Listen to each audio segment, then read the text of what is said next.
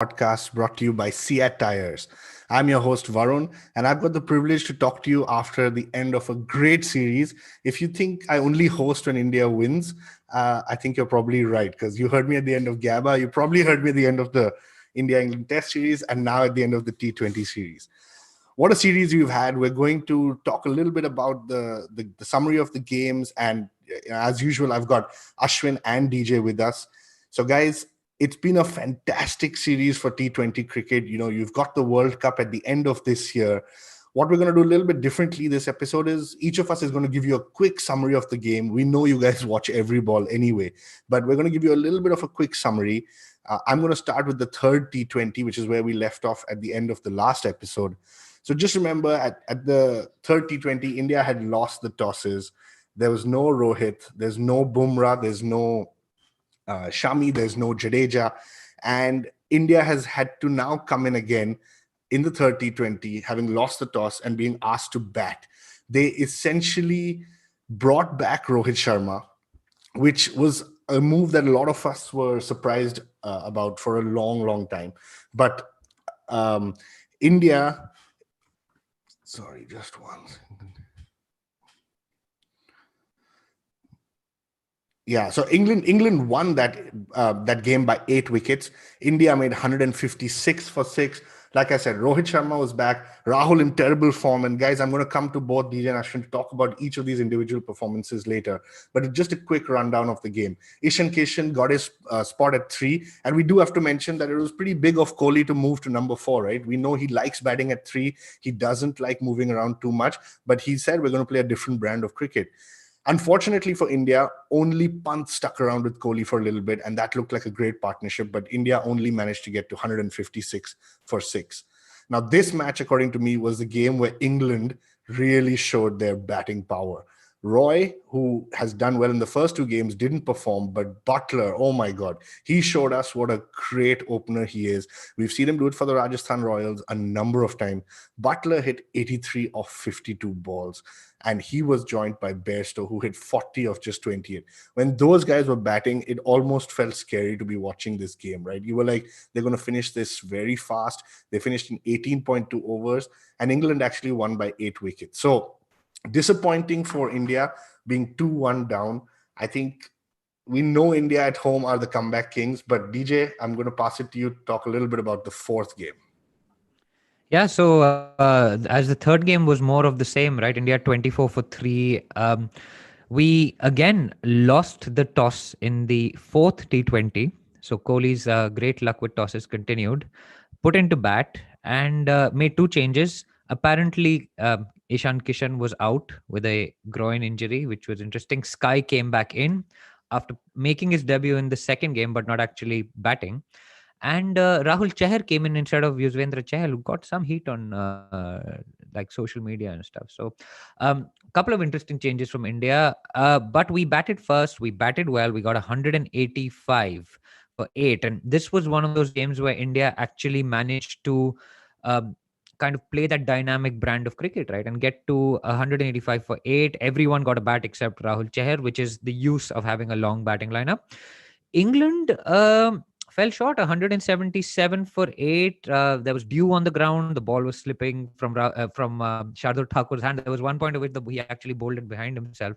But India somehow clung on, and probably a very confidence-inspiring win. For the first time in the series, a team had won while batting first. So set it up beautifully for the last game, which Ashwin is going to run us through quickly before we get into all the talking points, right? Yeah, absolutely. And before I get to the last game, I'm beginning to think Varun is deliberately going to refuse to say Ishaan Kishan. I never heard him say anything other than Ishaan Kishan. I think that's that's going to be his Sunil Narine moment. Like DJ, for those who've been listening for a while, no, DJ cannot or refuses to say Sunil Narine, but he goes anyway. So Ishaan Kishan got left out of the last game, but that's not what I'm going to talk about. 50-20, scores were tied for the series, 2-2 going in. I think we were all just hoping, please, Kohli, please win one toss. Of course he didn't. Of course we lost the toss. Of course we got sent into bat again. But that mindset, that attitude he had where he said, I'm okay with it. I want us to work. I want us to learn how to win batting first. We just did it. We'll do it again. Rohit and Kohli opened. That just, I don't know if it did for you guys, but that gave me some serious, like that just, it was so exciting for me. I don't know if that's the long-term plan, but probably spent all day hearing all the crap on Twitter and stuff about Rohit versus Kohli skip, and just seeing the two best batsmen in India walk out together was magnificent. Sky came in at 3, but Rohit and Kohli had a magnificent partnership first, right? How much did they made? They put up 94 on the board. Mostly Rohit dominated. He made 64. Kohli ended up making a magnificent 80, not out as always. So for the Kohli critics, you could argue stat padding again, constantly staying not out, 80 off 52 balls. But then the number 3 guy who walked in, Surya Kumar Yadav, had this audacity that he carried on from the previous games, where he just started hitting some of the best bowlers in the world all around the park. Ended on 32 off 17. Of honestly no fault of his, a freak catch by Chris Jordan in the outfield. So rare that happens. He actually, to me, picked the gap, and somehow Jordan ran into the gap and covered it. And then Hardik Pandya was promoted up the order at 4. So to DJ's point, probably the only disappointing thing about a batting innings where we make 224 for 2 is that Rishabh Pant didn't get to bat. But great knock. At one point, England lost a wicket in the first over. Felt really good. And then at one point, we decided, essentially, Butler and Malan decided to go for it. And it really did. I think they were 130 in 11 and a half or 12-ish overs. And I thought this game is done. But phenomenal comeback from the bowlers. Bhuvaneshwar Kumar, who ended up being man of the match, 2 for 15. Shardul picked up another 3 wickets. Hardik picked up 1. Just a great comeback for the bowlers. And India won by 36 runs and ended up winning the series 3-2. So this is the fourth consecutive series where we lost the first match and ended up winning. So Varun, back to you. Awesome. Yeah. And on that series, you mentioned we won 3-2. So as for all the listeners, we've been predicting the series out there. So as of the points tally as of now between your 3 hosts is that I'm at 2 points because I got both predictions right. Ashwin is at half a point because he copied my my prediction for the T20 series. So he gets. You just went first. That's not what. That's half a point. Actually, hold on. I think I predicted us winning 3-2 on the Cricket Podcast, which is an English podcast, which I recorded before we recorded. So it's probably proof of me making a prediction before you. Unfortunately for you, I don't listen to that. So half a point for Ashwin and 0 points for DJ. DJ, have you just been giving the English team too much credit? No, I'm actually just not wanting to jinx them. Like, you guys are like, oh, India's going to win 3-2. But I'm so happy, man. I mean, more than anything else, I'm almost managing my own expectations, man. Like, I'm like, I'll be glad if they win 3-2. But if they lose 2-3, then I'm like, oh, I told you so. So win-win situation for me. Very happy that our boys have won without, as you said at the start, Bumrah and Jadeja, man. This is not even our first string team, whereas England have played a full strength team against India. So that makes the win all the more amazing for the Indian cricket team and Indian cricket fans. Yeah, and in the last last T20, as Ashwin mentioned, this is the difference between making a 224 and a 200. You make 200 against this full strength English batting lineup, and I'm sure all of us would have thought, this is going to be a close game. The minute you got that 24, 25 runs extra, you feel safe, because like DJ, you mentioned, this was not our kind of first string bowling lineup. We didn't have some of the key players, and it's going to be very interesting because I think, in 6 months' time, when the T20 World Cup does take place in India, a lot of people are saying these are the 2 teams that are going to meet in the final in the same stadium. So it'll be interesting. You can never write off West Indies, but it'll be a good one. So guys, like we said, we're going to do it a little bit differently today. So we're going to talk about the individual performances. We're going to go from the batsmen to the all-rounders to the bowling for India. And at the end of each section, I'm probably going to ask both of you to tell me what is your World Cup squad going to be from a batsman, all-rounder, and bowling perspective. So let's get straight into it. The first guy, KL Rahul. DJ, I'm going to come to you. We have seen KL Rahul at his worst in 2018. We have seen KL Rahul at his best over the last 18 months. Gautam Gambhir put a tweet out, and I think his tweet was perfect. He said, this guy is either 100 or 0. There is no middle ground. And I was personally disappointed because a lot of my friends had started saying, drop Rahul after the second game. And I said, give him a chance. Play him in the third. He failed in the third game. Play him in the fourth. I mean, he just sucked the momentum out of the fourth game. So it was at a point where, even though I'm a fan of KL Rahul, by the time the fifth game came, I was like, dude, he needs to go. So what do you think is happening with KL Rahul? Yeah, I keep going back to the KL Rahul innings of the fastest ever IPL 50. He's got a great 100 in Miami. I think after coming in after partying at 5 a.m., he went out and scored 100 in Miami. So he can hit the big shots, but I think what's counting against him is the thing that stuck in the public's imagination is also his comment about strike rate being overrated, and it was made in the last IPL, right? And he's gone into that mold of being the anchor. Now, I think Ashwin, last week we spoke about this, that we have too many anchors, we have too many Kohlis in the team, and Kohli is the best of the Kohlis, I think is what the cricket podcast said to you. I mean, it's one of those things where I was thinking about this earlier in the week as well, and it's not just a KL Rahul problem. It's a problem of this Indian batting lineup, that we have all these amazing batsmen, but they all bat in the top three, right? For their IPL franchises, and KL Rahul bats there, Virat Kohli bats there, Rohit Sharma bats there, Sky bats there, Ishaan Kishan bats there, Rishabh Pant is probably the only one that bats at 4 for Delhi, and he used to bat at 3 as well. So I think it's been a disappointing series for Rahul. Publicly, the team has been backing him, but um, there is still time to go for the T20 World Cup, and that's what we must remember. There's been a lot of chat about, India haven't got the selection right, this and that. Man, there's 6 months to go. We've probably got a series against South Africa, a series against New Zealand, the whole IPL to go. So there's no point locking in your top 11 right now. England, understandably, are using this opportunity to get used to the conditions, but I can see Rahul making a roaring comeback in the IPL. I don't know, maybe he's going to win the orange cap, or it's the orange cap, right? The most runs. Yeah.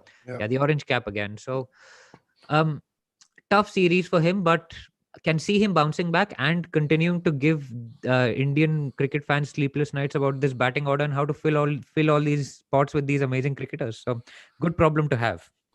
So DJ said there is 6 months to go. I'm going to say there's only 6 months to go. And for those of you who watch the MS Dhoni movie out there, in 2008, the selectors call him and they say, Dhoni, why are you playing this rotational opener policy? The World Cup is 3 years away. There's enough time. And that's when Dhoni says there's only 3 years to go. So it'll be interesting. India doesn't have too many T20s after this. But DJ, I think we're pretty much aligned on your Rahul point. I think for me, it's that he's a great player. He's just a very form and momentum player. And sometimes in the team, you don't want to have too many of them, but it's like when he's in that red hot phase, you play him no matter what. Let's change the batting order for him. But he has to get into that form. The other thing about Rahul is you have to say that he's been in a bio bubble since the IPL, and after the IPL, he's not played a single match, right? So I think that has been extremely taxing on him. But no doubt he's got high quality. He will be back. Ashwin, let's move a little bit to talk about Ishaan Kishan. The guy, I mean, he missed out in the last game, which is where we were all really kind of hoping that he comes in and opens the batting. Do you think he was unlucky? He's now played essentially 2 innings, scored great in one, scored very poor in the other. How do you rate his performance? Yeah, I thought he was magnificent. And I think the answer they gave, or the reason Kohli gave at the toss, was a groin injury, right? I think you were messaging, so it's not something anybody will independently go verify. So, yeah, and I just, no matter how old we get, I just can't be mature about a groin injury. So that was the excuse given, at least by Kohli. I don't know if it's true or not. I mean, it is easier for a captain if you say somebody's sick or injured, because then you don't get the amount of hate for dropping him. I'm fine with the decision. Look, Ishaan Kishan showed he has the skill to play at this level. He has the attitude, he has the temperament, he has the talent. He had one good match. I'm okay also that he got out in the second match, because he's been given that role to go hit, right? So that was probably what was missing from India. Like, I've said this a few times now, but for me, Sky, Pant, and Ishaan Kishan at least need to just be given license to go hit, and we have to be fine if they make ducks. The reason Rahul's low scores are irritating is because he takes 15, 18 balls and then tends to get out when he's in a lean patch. For Ishaan Kishan, he's a great talent, hit the ball well. I think he's going to be around for a long time. I definitely think he's a part of Team India's future plans. I'm not sure if he makes it into the top 6, top 7 batsmen for this T20 World Cup, but they want to keep him around and groom him for the future. Yeah, interesting. I think the key point for a lot of us is just that how do you maximize the power play, right? Because the field is in. You do need one guy. DJ, I know you had a lot of thoughts about who should open. Is Ishaan Kishan in your opening slot? And I'm going to ask you about the scores a little bit later, but just talking about Ishaan Kishan. Yeah, so I think, as I said, and I tweeted, I was like, I've been I can't stop thinking about this batting order. We've got all. I just don't know where to fit these guys. It drives me completely insane. Every day I come up with a new batting order, and you guys bear the brunt of it, right?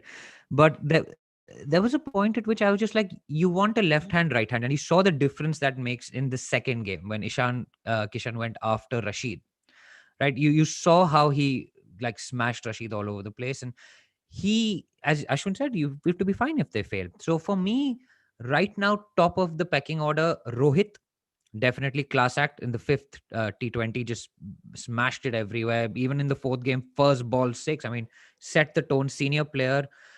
For me, Rohit makes it as the first choice player, and Ishaan Kishan as that Quinton de Kock type of smashing, swashbuckling opener that just gets you off to that flying start, which, I mean, frankly, you can't have a KL Rahul batting at less than run a ball in the power play. I mean, we knew that in 1996, dude. We saw it with Jayasuriya and Kalu Vitharana. Then the rest of the world copied them, and we seem to be going backwards in the shortest format of the game. So for me, Ishaan Kishan, brought up on T20 cricket, massive hitter of the cricket ball, and they bring that dynamism, right? So those are the two openers that I would pick as first choice right now. Hopefully they all stay in form until the T20 World Cup. But right now, and on the evidence of that one innings alone, really, for me, Ishaan Kishan is top of that pecking order because he brings left hand, right hand as well to that lineup. Some interesting. So for both of you, think about your top seven going into the World Cup squad. World Cup squad. We're going to discuss that just as we finish talking about the batting and the different guys in our batting lineup. Ashwin, let's talk about Sky. Surya Kumar Yadav, just phenomenal to walk in, not bat on your debut, and then come out and make an impact in the next game where you get a chance. Firstly, that reminds me of Yuvraj Singh. DJ, do you remember what was it in 2000 where that happened in Nairobi? 84, 84 Yeah, against Australia. The absolutely. lanky left-hander. I think it was, weren't we at a Diwali Mela when this match was going on? We must have been In possibly. Yeah, I'm pretty sure it was Octoberish, right? And I'm pretty Yeah, sure we were at a Diwali Mela together when this match was going on. He also took a brilliant catch, effected a brilliant run out, and this is Zach making his debut as well. Man, you've really taken me back yeah. a few years. So Brilliant, brilliant. that was the last time that I thought of somebody who made runs on a game where the first time he batted, but not his debut. Ashwin, talk us through a little bit on Sky and mainly around his self belief and confidence to be here at this level. Yeah, honestly, he has proven himself for so long domestically and in the IPL. He could have failed this series and still been in contention for me. But the strength of will, the tenacity to show up. First ball six in the first innings he batted. Second ball six in the second innings he batted. Right, just phenomenal. He's been given a role. He is clearly recognized that when you come from a nation of 1 billion people with this much cricketing talent across the country, he knew that when I get my shot for Team India, I have to take it. He ended the series with 89 runs from the two innings, 44 and a half average, 185 strike rate, miles above anybody else on the list of batsmen from either side. And honestly, he was probably the difference in those two games. The 50 in that first match, the 37 out in that second. And he would have kept batting in the second match too. Like I said, Chris Jordan ran so ridiculously fast, full speed, stretched his hand out. If you haven't seen that catch, go watch a replay of it. But Surya Kumar Yadav was magnificent. So for me, let me first also say he is this week's CEAT SecuraDrive Player of the Week, right? What do we think about when we say SecuraDrive? We've been saying the thrill of speed with complete control. And nobody embodied Surya Kumar Yadav better than that for us. I mean, I think we put a Twitter poll out, but we all knew he was going to win for the phenomenal performance. So very, very excited. I'm a little nervous about the Mumbai Indian side going into the IPL in a couple of weeks, but from a Team India standpoint, super, super excited. He was magnificent. Ashwin, but you spoke about his dismissal in the fifth T20. You didn't talk about his dismissal in the fourth T20 because you tweeted about that, went to sleep, and I woke up to the notifications of that. So tell us about that as well, man. Yeah, that's the best part of our time zone difference, right? Is where I get to tweet something a little controversial or contentious, just go to bed, and then you have to deal with it. So that was the catch, right? Sam Curran was bowling Dawood Malan at the boundary, ran in. Okay, really quickly. I could spend the whole episode talking about this. So I think the word filth was used by you. Yeah, I use the word filth. Not dissimilar to the Ben Stokes test catch. He grabbed the ball and then kind of it dropped on the ground and he scooped it up. And we're on video this time, so you could see he was kind of holding it, and his fingers probably needed to be 10, 11, 12 inches long each to be under the ball. It wasn't. The controversy there was he was at the boundary. Because he celebrated the catch, the umpire gave a soft signal of out. And then the third umpire, although to many of us had more than enough evidence to overturn the call, he didn't feel like he had conclusive enough evidence to overturn the call. So the call stood. But it was probably 5-6 minutes of the third umpire asking to rock and roll it, look at different angles, zoom in more or less. And yeah, you're right, actually. He didn't deserve to be out in that first innings either. He probably looked good to go on in week 75, 80, maybe even a century. But yeah, I was just annoyed that the English fielders claimed those catches, but that's a discussion for another day. Absolutely. And some of his shots were just fantastic. I mean, that six of the first ball, the outside in shot through the offside, he just kind of stamped his authority. And like you said, at a strike rate of 185, that's insane. That's what we've been looking for. We've been looking for somebody in the top three to go at that kind of strike rate. So before we get to Rohit and Kohli, DJ, I'm going to ask you to talk, and I'm going to come to both of you on this. Talk us about the Delhi Capital boys, Shreyas Iyer and Rishabh Pant. Are they batting at the right positions? What is their role in this team? Talk us through that a little bit. Yeah, very, very interesting question. So, to my mind, actually, right now, Rahul is a backup opener for Rohit. And the point there being that it's going to be a long tournament, the World T20. Rohit has had issues with his knees, fitness issues. He didn't play the series in New Zealand after playing the 5 T20s. So, my worry with Rohit, although he's my first pick, is that if he gets injured, we need to have a backup. And Rahul would back him up. For me, Sky bats 3, Kohli bats 4. Pant, depending on how it goes, actually, if we've got off to a flyer, then Pant comes in at 4. If we've lost wickets early within the power play, Kohli comes in to bat at 4 for me. Pant at 5. So 4-5 dealt with. Then that leaves the question of Iyer. And I mean, Pant is a certainty, and there may be issues with him making his way back into the white ball side on red ball form. But hey, I mean, KL Rahul was being talked about the replacement in the red ball series down under, right? So in that India conflate form in various formats is I think it's not something we can debate anymore. There is evidence for that. But I think Pant, the way he's batted, the form he's in, the effect he has on the opposition, certainty. Then that comes to his captain at Delhi Capitals, Iyer. He hasn't done anything wrong.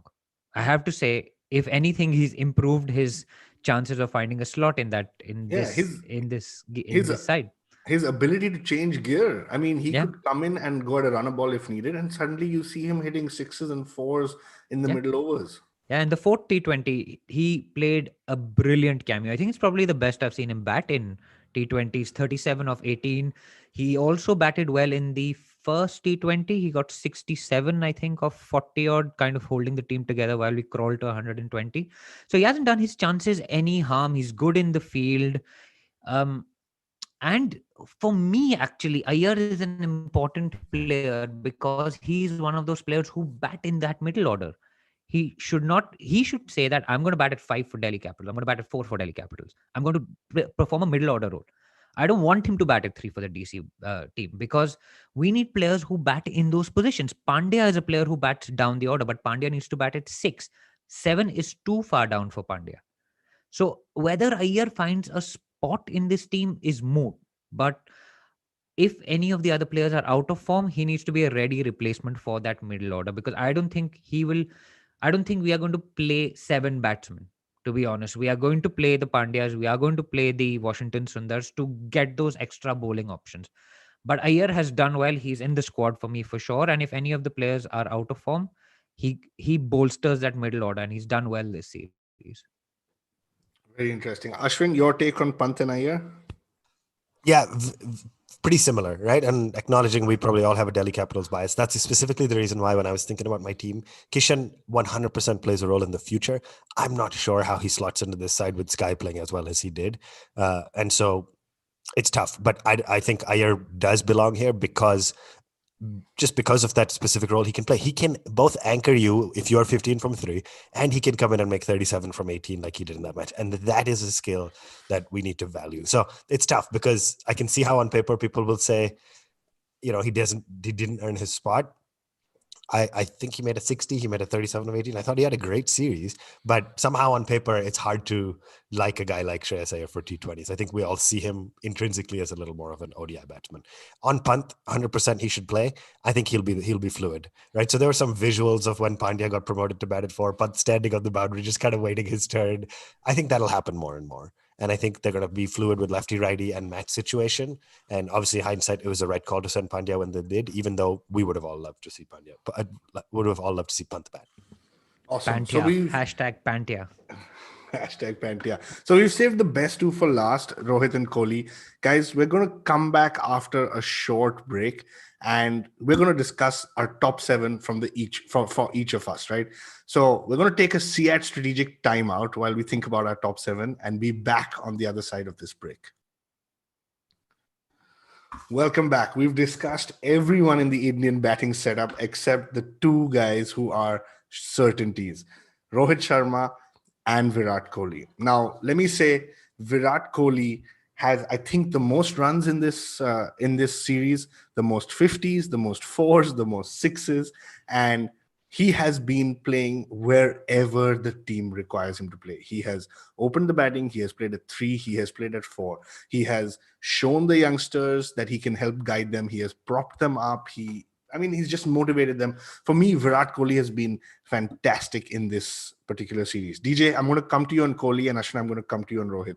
First, thoughts on Kohli, and also talk to me a little about Kohli, the captain in this series. Yeah, very interesting. Let me take the Kohli, the captain question first, because this is one of my personal enjoyments. I hear so much about Kohli being a bad captain. I hear he hasn't got a clue on the field, he's in the outfield, this and that. And then the few instances where he's off the field and like India do well, like the 4th T20 where Rohit Sharma was on the field while Shardul Thakur took those wickets, Kohli was off with a little niggle. They're hailed as like absolute master strokes by Rohit Sharma. Now, it's just a narrative that's built around it. We had 5 bowlers. We didn't have a choice. We had to bowl whoever had overs left, right? So what genius Rohit Sharma has put, and again, Rohit Sharma is a good captain. I'm not denying that. He's a very successful captain. But I just don't see this argument that Kohli is not a good captain. Kohli, the results are in front of you. He's won a T20 series as well against possibly one of the top 2 favorites for the next championship. I don't get it. I just don't understand it. And it comes from not only Indian fans, the English have a lot of views on Kohli's captaincy all of a sudden. Rohit is a better white ball captain. Rahane is a better red ball captain. I'm just like, where are you guys getting off on this? I mean, I don't understand firstly why you care. Your team is already lost. So you've lost in all the series. The Australians also had the same logic with Rahane. I mean, it's great, but you're looking at a sample size that's about this big when it comes to someone like Rahane in test matches, right? Rohit's very successful at a franchise, but it's a function of his team. Kohli's got a great team. He's doing well. He doesn't.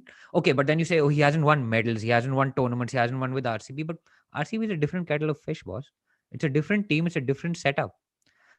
And Kohli will do things by his gut feel. And it's fine. He's captained India at under 19 level. He's captained India at senior level. I don't understand it. So it really bugs me when we talk about Kohli's captaincy. Let him be. He'll captain. He can take advice from people. If he doesn't want to take advice, that's his prerogative. As long as he's getting the results, what do you care? Fine, he's not won an ICC trophy yet, but he's won an ICC trophy as a player. He's won it twice. He's won 2 ICC trophies as a player. He's reached the finals of the 2017 Champions Trophy to come up against Amir in red hot form, and not like the rest of the team did brilliantly. It's not like Rohit Sharma scored 100 in that. How did the captaincy have changed those 2 chases? I don't understand. But Yeah, no, Kohli is not won an ICC trophy. Yeah, it bugs me also to no end because you've lost the semi-finals because of a collapse. So what is the captaincy got to do with it? Yeah, and then we talked about it a lot right now, right? Earlier in this show, we said captaincy is majority shown on the field and in terms of batting order. But if Trent Bolt and Mohammad Amir are coming and getting you LBW, there's no captaincy involved in that, and that's why you lost. So it's been, I think people need to give it to rest. I think there was a lot of debate going on that Kohli left the field for 4 overs in the 4th T20. Rohit took over. I mean, even Shardul Thakur came out at the end and said, Pandya was giving me all these plans. Rohit just said, back your ability. Remember, one side is shorter. I mean, that's what Thakur is telling you. So Thakur is not going to lie, right? It's not like Rohit Sharma came to him and gave him instructions on, bowl of slow ball on the third delivery, do this on the fourth delivery. It doesn't work like that. People just need somebody to talk about because you've not won a trophy. But anyway, let's not get too heated on that. Ashwin, talk a little bit about Rohit. Rohit missed the first two T20s. There are all sorts of chats saying Rohit can bat at number 4 for India as well.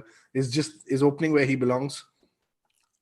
Undoubtedly for me. I mean, I don't want to spend any time talking about number 4. We've said on this show before, he is the biggest six hitter for India. That is still true, probably more so in ODIs than T20s, but his ability is unmatched. When you bowled a short ball to Rohit, which was Mark Wood and Jofra Archer's strength, he just dispatched them. He destroyed Mark Wood's confidence probably for many, many matches to come just after yesterday's match. So no question for me. On the captaincy and the reason I was so overjoyed yesterday is when you watch Rohit and Kohli bat together, and when you watch them on the field, they are talking. They are captain and vice captain, man. This narrative we have created is all just in social media and in the media. Those guys are the best when they're both out there together, whether in the field or on the pitch batting. And so I was super excited to see that. So no questions for me. Rohit averages 30 plus in T20s internationally. He strikes at nearly 140. He's a big six hitter of the ball. Whether or not Rohit and Kohli play past this World Cup, if they want to choose to focus on tests, maybe even ODIs, that's a different discussion. But for this World Cup, they both play for me, and Rohit opens. Yeah, and remember there's two T20 World Cups in the next 2 years, so they're going to want to win one trophy out of the two. Sorry, DJ, what do you say? And Kohli, the batsman, I mean, how can you complain? He's man of the series. He scored 70 in that third T20 when nobody scored runs. Yes, he got out to Rashid in the fourth game again, but he scored 70s in the second game as well. And then he scored a brilliant 80 yesterday, kept the innings together. Everyone else batted around him. Yes, his strike rate was not at 200, but we scored at 200 at the other end. So, I mean, you can't blame Kohli, the batsman. You can't blame Kohli, the captain, when he's winning. But there's still Indian fans. I mean, we're Indian fans, but we're never happy. We will find fault with everything. If England had won this series, the narrative would have been best team in the world, crushed India at home, all of this. But India has won 3-2, which frankly, I would have not expected. I genuinely thought a full strength England team is going to be super hard to beat. But we have completed a magnificent comeback. Magnificent. I mean, that first game loss again, I mean, it seems to become a pattern, but I'm so delighted for this team to have beaten this England team. But so we need to focus on the positives. We need to put this captaincy debate to a rest. Let it be. Once Kohli loses, I don't know, 15 matches in a row, we can talk about it. Until then, captaincy is not a debate. Captaincy is a debate when Azharuddin is not winning you test matches, or Sachin can't win you a single test match, or I don't know, MS Dhoni can't win test matches in Australia or England. Captaincy is not a debate when you're winning. What is the point? Are you going to change a winning game? Are you going to change something that isn't broken? Why? I mean, it doesn't make sense in the cricketing world, in the corporate world, or any other kind of reality. So a debate that just needs to end. So frankly, There you have it's it. a bit dull. Hopefully it's ended. Hopefully we don't discuss it too much on this show anymore, because all three of us are fans of Kohli. Right. So guys, I think I'm going to ask you for your top 7, and keep in mind that Rohit and Kohli are definitely in the top 7. Where you guys decide to bat them, that's your choice. But I also want to say Pandya and Jaddu are number 6 and 7. So if any of you vehemently disagree with me, call it out now. Otherwise, let's go with the top 7. Ashwin, you go first. And so sorry, before you go, I just have to say, if we have all agreed on 4 out of 7, you're up for only 3 slots, out of which, remember, 1 needs to be a keeper. And India originally had a problem of too many keepers playing in the 11. So Ashwin, sorry, now you can go. Yeah, should we play Kishan, Samson, Rahul, and Pant just so we have 4 keeping options like England seems to? Dude, this is hard, man. It is so tough. I don't think, no matter what I say, I'm spending all my time contradicting myself too. So, but let's agree with Rohit, Virat, Pandya, and Jadeja, because I do. So that's the 4. I probably have recency bias, might get hate for it. I will open with Rohit and Virat. And I think they will both open in the IPL, and they will both see how they go and how they feel. So I'm going to open Rohit and Virat. And remember, Kohli said he's going to open in the IPL. He said it. He confirmed it. Rohit, of course, will. And so they will both spend the next 6 weeks playing whatever, 15 T20s each plus the playoffs, just spending time in the T20 format opening. So I'm opening with those two. I'm playing Sky at 3. I'm playing Pant at 5. And then we have Jadeja and Pandya Jadeja at 6, 7. So the question is number 4. I want to say I think the right player for that spot is Shreyas Iyer. I do think KL Rahul has earned his keep as a Indian T20 player. So for me, they're both captains. Punjab, Rahul captains Punjab, Iyer captains Delhi. I think the IPL is going to be the decision factor on whether Rahul does well with Punjab as a batsman or Iyer does better for Delhi as a batsman. And if Iyer, DJ, to your point, plays smart, consistently plays at 4, he's going to, and has a great IPL, he's going to be banging down the doors. So Rohit, Virat, Sky, Iyer, Pant, Pandya, Jadeja, with the caveat that Rahul could swap in for Iyer.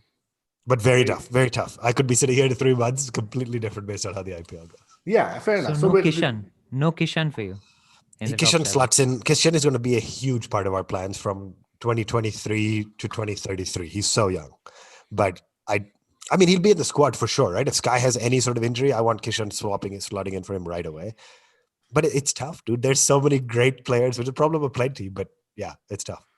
So Ashwin, so guys, Ashwin has got a good team. My team originally was very similar. I'm still thinking through it as you guys are talking. I think the challenge for me is that I want to put a lens of what happens in the semi-final, where India has a bad habit or record of losing 2 or 3 early wickets. So either way, DJ, you go for it. Your team. Yeah, so I like Ashwin's team. One of the lineups I sent you guys on WhatsApp had Rohit and Virat opening, one of the many. So I like that idea. But for me, that lineup has got 4 right-handers up top, right? And so sorry, I would use Pant and Jadeja as fluid based on how the match is going. So you do, and Sundar, right? You do have 3 lefties in your top 8. Yeah. Just based on, so anyway, sorry to interrupt. That's what No, that makes sense, because that would be the only worry I have with that, because they're all great players. But interestingly, we both have Sky penciled in at number 3. And he's the CEAT SecuraDrive player of the week. Thrill of speed with complete control. But he just brings that dynamism to this Indian lineup, right? So at 3, I've got Sky penciled in. He looks like he belongs. He's a mature player. He scored over 500 runs in the last 3 IPLs. Hopefully, he's going to have another great IPL. Hopefully, Rohit doesn't run him out like he did last year. So really looking forward to Sky batting at 3. I think he changes the entire feel of this lineup. Like when you lose your first wicket, Kohli coming into bat, it's exciting for us, right? But he takes a few balls to get going. The whole narrative around Kohli is like he opens his face and gets a single down to third man, and that's like he's never still, and his dot ball percentage is low and all of that. Sky is a different player altogether. Sky hits a 6 first ball, and someone was saying, I think a cricket podcast again, we seem to be listening to that a lot, other than Varun, that he's got 3% more boundaries than any other cricketer, right? And that's what you need in that power play, that dynamism, that push, that momentum in those overs where the field is up. So Sky is in for 3, Rohit is in for 1. Now I would love to see Ishaan Kishan up there at number 2, because I just think that he's young, he's fearless, and you've got to take advantage of those first 6 overs, because if you fall behind the 8 ball, then you're then struggling. You're putting too much pressure on the Pandyas and the Pants of the world to accelerate towards the end, where you've let go of the advantage. So you're almost coming from behind. You're almost coming from behind the 8 ball on that front. So I'm playing the Ashwin's just message saying I'm playing the MI top 3, which is true. It's Rohit, Kishan, Sky, and how can you argue with that? It's such a successful top 3. Top 4 for me is Pant at the moment. I'm hoping he keeps his form going. And for me, actually, interestingly, if Kishan gets out, Pant comes in at 3. If Rohit gets out, Sky comes in at 3, because you keep that left hand, right hand going. That leaves, where does Kohli bat? He bats at 4 for me in this lineup. If we're losing wickets, he comes in at 4. If we're doing well, Pant comes in at 4. And then Hardik and Jadeja. So Rohit, Kishan, Sky, Pant, Kohli, Hardik and Jadeja. Iyer for me is a backup for basically Pant being out of form. And Rahul, as I said, is a backup for Rohit getting injured. So that's my squad at the moment. Hardik and Jadeja penciled in, and for me, the beauty of those two players, Hardik and Jadeja, not being debated, is that they bat at those spots in the IPL, right? So no discussion around that. We need players who know how to play the situation. We need players who bat in those spots in the IPL, not openers who are being forced to bat at number 6. So no debate for me on those two spots. Okay, very interesting. So I've got kind of a mix of both your teams. Keep in mind, I do believe India is good enough, no matter what the lineup, to make the semifinals. I think my batting lineup has got a little bit of a bias towards what do we do in a semifinal. And for that reason, I'm going with opening with Rohit. And number 2 is going to be Rahul or Kishan. And I put Rahul there because, like we said, when he's in red hot form, there's nobody better than him. So that's the opening combination. Sky at 3, no doubt. Kohli at 4, because what happens is if Archer, Bolt, or Amir get you 15 for 2, Kohli comes in and suddenly the opposition is like, wait a minute, we thought we wiped out like the top 2 or 3 batsmen, and why is this guy still here? Also, Kohli accelerates towards the end. I also feel that if Kohli is batting on one end and you've got a Pant, Pandya and Jaddu with Kohli, I think that's game changing for them. So Kohli at 4, Pant at 5, Pandya 6, and Jadeja 7. So I think all of us have very similar teams. Again, like I said, mine is just with that semi-final bias in mind. And can I just add, if we're chasing, I would change that lineup up to bring Kohli in at 3, irrespective. Doesn't matter what the score is. Kohli comes in to chase a target at number 3, just to run that chase. Yeah. And then you can bat around him. But if we're batting first, that would be my order, with Kishan getting us off to a quick start. Of course, but I mean, I'm sure everyone's got their own lineup, man. This is what all that India is talking about at the moment. So, but basically, fun. Varun has too much PTSD about 15 for 3. Like, nothing else matters. You're just solving. Rightly so. But now we're 20 for 3, Varun. It was 20 for 3 and 24 for 3. So we're improving slowly. It's all you think. I imagine you're like tossing and turning in bed and just non-stop thinking about 15 for 3 in a second. Because you're good enough to get to the semi-final and then you just mess it up. So you need to have, in fact, honestly, like, okay, let's not discuss it anymore, but I would actually even not play somebody like a Pant in the semi-final and play an Iyer just to combat that situation, to have a batsman there who can actually take care when that happens. But anyway, guys, Negativity. No, man, I want to reach a final for once. As all of India does, we have completely ignored the bowlers because we are just obsessed with India's batting lineup.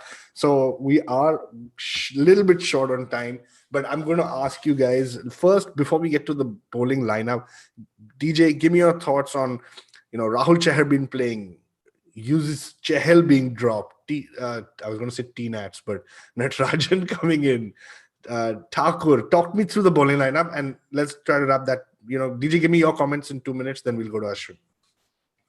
Yeah, so I mean, the bowling was fine. I think the standout from our perspective was actually Bhuvaneshwar Kumar and him making a comeback. So actually, we put our poll out as well for the CEAT Puncture Safe Performer of the Week, and I think we have to give it to Bhuvaneshwar Kumar. He's been out with injury. He's come back, and he had quite a tough time in that first game as well. Got hit around for a few runs, but I mean, his spell yesterday, right, when the series is on the line, Joss Butler is going ballistic.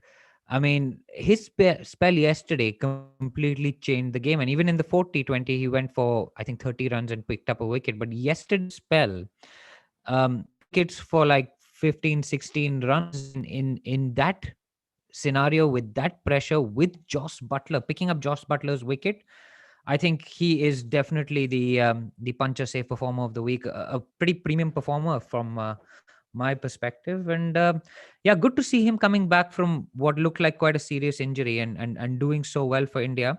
I also particularly have to point out, I don't know what happened, guys, with the Joss Butler dismissal. What did Virat Kohli say to Joss Butler after Joss Butler got out?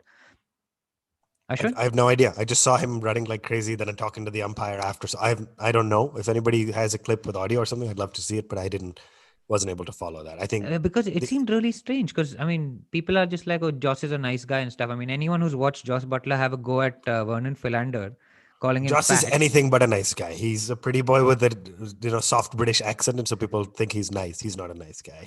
And I'm okay with that. You can be an intense cricketer, but he's not a nice guy. Like, don't treat him differently Yeah, we'll because put he up a has. clip of him sledging. Well, I say sledging. It was not sledging. It was just fat shaming Vernon Philander, which was pretty appalling, to be honest. And then Philander obviously got him out in the next innings, which was pretty funny. But I'd love to see what Kohli said to him, because Kohli was fired up, man, and loved it. But of course, digressing, Bhuvaneshwar Kumar, the CEAT puncher safe performer of the week. Great to see him back in India colours doing well, and looking forward to seeing him in the World T20. He's in our squad. Obviously, can bat as well, bowls, catches, safe, easy. Very interesting. Ashwin, DJ's talked about the bowling. I think overall it was a tough kind of series for India because we didn't have our top bowlers, right? And so, guys, I'm going to give you my number 8, 9, 10, and 11. I want you guys to do the same. For me, Shami, Bumrah, and Chahal use are definitely 3 out of those 4. Now, what I would love to see is I'd love to see Bhuvi in that as well. So you've got Bhuvi, Shami, and Bumrah, your 3 pace bowlers, and then you've got Pandya, Jaddu, and Chahal. 6 bowlers, 20 overs between them. That is going to be my lineup. Ashwin, let's hear yours. Yeah, so no question on Chahal, no question on Bumrah. So for the other 2 slots, I would pick one of Shami or Bhuvi based on form and fitness, and based on pitch. And then I think number 8, Sundar, is a very smart bowler, very talented, bowls in the power play and bats, right? Kohli has shown that he values batting till 8 as well. So for me, 8 is Sundar, then 9, 10, 11 are Chahal, Shami or Bhuvi, and Bumrah. Interesting. I don't know, DJ, your view on Sundar. Give me your lineup as well and your view on Sundar. I like the guy, but I think I'm only visualizing him in whites now. I can't visualize him in white ball cricket anymore. He doesn't pick up wickets. If he is going to come into bat, the team is probably not in a good situation. I don't know how many times a Washington Sundar type of player has won you a T20 versus a Sundar and Thakur type of player who can reduce a deficit of a lead. Talk me through Sundar and then give me your 4 bowlers. So I've got Washi penciled in at number 8, and it's because he can bowl in the power play. He's effective with the bat, and as you say, we're probably in trouble if he's coming into bat. But what it gives the batsman up top is the comfort that they can really go for it, right? And I think, and this is a debate we had ages ago, Ashwin. I don't know whether you remember it. Are we going to go with multi-dimensional players that can do a bit of both things, or are we going for super specialists? For example, Shami. He can't really bat, but he's fantastic with the ball. Now, I think India with this series have now moved towards the multi-dimensional format. So I think if you've got Hardik and Jadeja at 6 and 7, I think Washi comes in at 8. He spins the ball into the right-hander. Jadeja spins it away.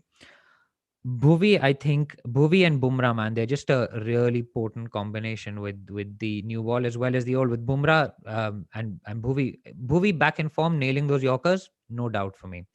That leaves one spot. Now, Ashwin, you said Chahal is no contest, and I think maybe 3 months ago I would have 100% agreed with you, but he had a poor series. He got dropped in the 4th T20, quite a crucial game for us to be dropping one of our champion bowlers, right? Because he was having a bad time of it. The English batsman got after him. The English batsman got after him in the World Cup 2019 as well, if you remember. And ever since then, there has been a slight question mark about these guys. Absolute hero, a champion bowler, but I think there's a slight dip in confidence both with him and Kuldeep. So Yeah, I'm my only not. Chahal bowled 12 overs, right? He's going to most likely bowl a lot of overs in the ODIs and in the IPL, and so I think he's too good a cricketer to leave out. I've said that on the show before. So anyway, I don't want to judge him Yeah, off of 12 overs.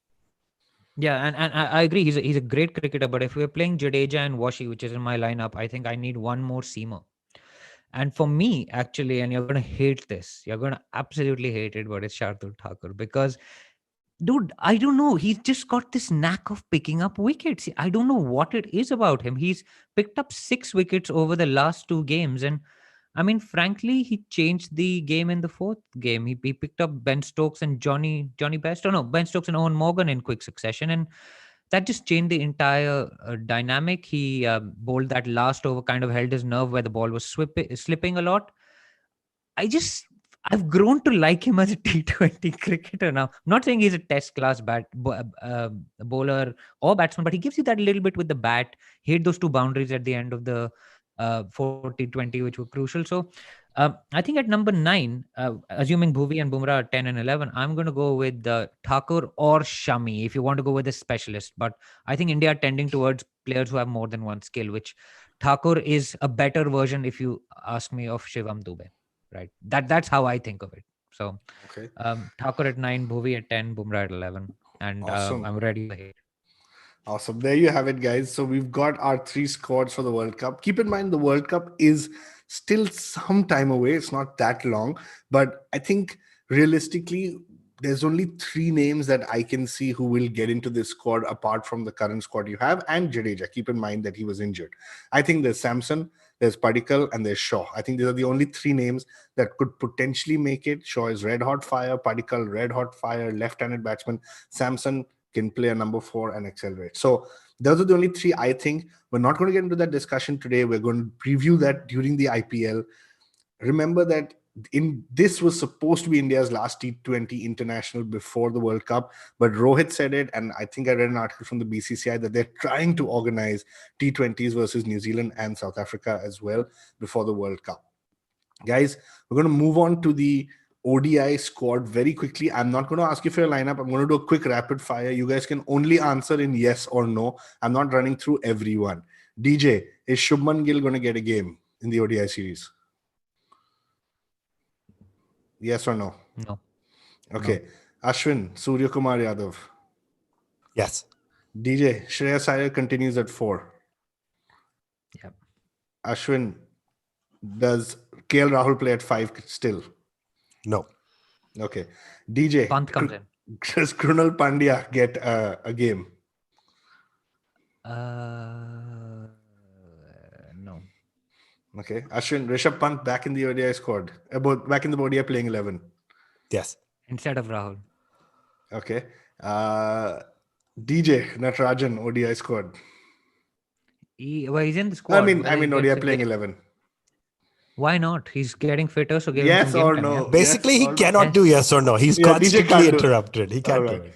So DJ has ruined the flow of the rapid fire. But anyway, I got through all the questions that I wanted to. Predictions, Ashwin, ODI series. I'm letting you go first this time. 2-1 India. That's the easiest one. DJ? When I said you could criticize easy, when I go second, you criticize for copying. Come on, man. 3-0 India. Oof. Okay, fine. Then I'll go 2-1 England in this case. Let's see how it goes. Guys, you're backing England to win the ODI, the world champions. Just trying to be different. I've already won this prediction series because I'm 2, Ashwin is half, and you're 0. Remember, so I can't lose this. So okay, I will go with enjoy your prize. The different. Hey, I might get a CEAT bat. Okay. Know. That was so cool. Did you see the bat? Yeah. Our winner from last month tweeted it. It looks super good, man. I'm actually jealous that our listener has got the bat before us. But I mean, that's how it should be. I'm very happy he got it. But I am jealous. I won one of those bats now. Should we quickly plug the March contest before we go to AMA and close? So, guys, of course, we were running the hashtag bat with CEAT tires contest. And for March, the question was, there is only one player who's got to 400 test wickets quicker than Ravichandran Ashwin. And it feels like a lifetime ago that we asked this question when the test matches were still on. Please name the player and how many test matches it took the player to get to 400 test match wickets. Write into us in public on Twitter at the rate of one tip one hand. Use the hashtag bat with CEAT. And man, you could win that incredible looking bat with Rohit Sharma's signature on it, man. That's the bit that really like incredible. Super. I can't wait to get my hand on one of these things, man. But yeah. So write in, guys. That's the hashtag bat with CEAT contest. And Ashwin, we're going to do a hopefully rapid fire AMA from YouTube. So I'm going to hand over to you. All right. So I'll do this rapid fire style. I'm going to try to go through the comments. There's been a lot. So thank you for everybody who tuned in live on YouTube as well. Ashish started us off by saying DJ lost. So good credit for your prediction. There's some fun discussion about my accent and my voice and how I'm a convenient cricket fan, presumably because I don't live in India, but none of us do, and that's fine. You're the most inconvenient cricket fan. In fact, having to get up at like 4 a.m. to watch The cricket. most militant. Yeah, the ODI started 3 a.m. my time. I'm trying to move my meetings and stuff so I can make sure I'm Just your convenient cricket fandom.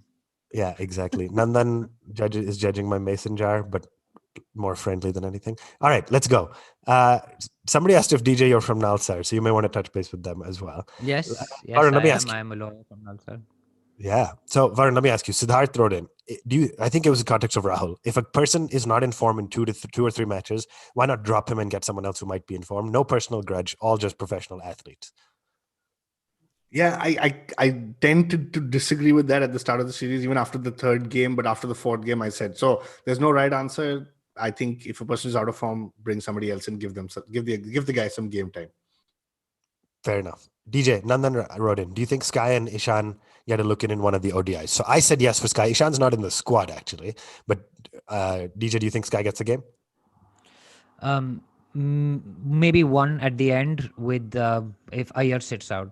That's the only spot I can see for him, really. Got it. Dharya asked, what is the potential series lined up before the T20? So we addressed that already. And Rohit also alluded it. So we got that one. Amit specifically asked, what is our T20 bowling lineup? So we hit that as well. Varun, RJ asked, what do you guys think of Krunal Pandya and Prasidh Krishna selection in the ODI squad? We didn't mention Krishna, but do you think he'll get a game?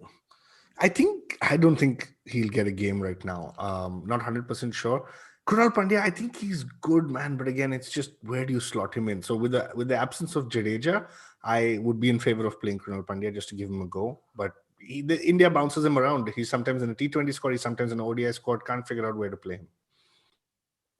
Well said. DJ, they asked for do performances in T20Is outweigh performing in this year's IPL when it comes to selection? This is a great question because the IPL is going to be closer. So I don't think it does. It's just recency bias. If someone scores, if Mayank scores 1,000 runs in the IPL, are you not going to bring him into the India squad? It's about making sure you have the right players at the right time in the right form. So the tournament's 5 months away. If they're in form in September, get them into that squad because they're hitting the ball well. They will do well for you. Yeah, well said.